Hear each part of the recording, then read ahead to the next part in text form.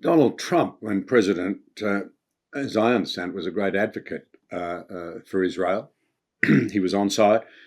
If he wins later this year, what sort of impact do you think that might have on America's foreign policy in relation to the Middle East generally and Israel in particular? Do you see hope there in some way? So if Donald Trump is essentially the same man as who governed as president 4 years ago for 4 years, so between 4 and 8 years ago, then it would have a very salutary effect on American foreign policy. I asked one of the leading historians in the United States, Neil Ferguson, who is, I believe, a Brit. He taught at Harvard for a number of years, and now he's at the Hoover Institution at Stanford.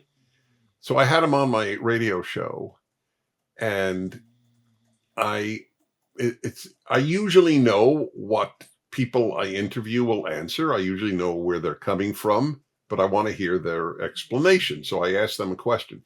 But I honestly had no idea what he would answer when I asked him, and this was a few months after the Russian invasion of Ukraine, do you think that if Donald Trump were president, Putin would have invaded Ukraine? And I'm not sure he had time to inhale. He just said no. And I agree with him. If the bad guys are not afraid of the American president, then the bad guys will do what they want.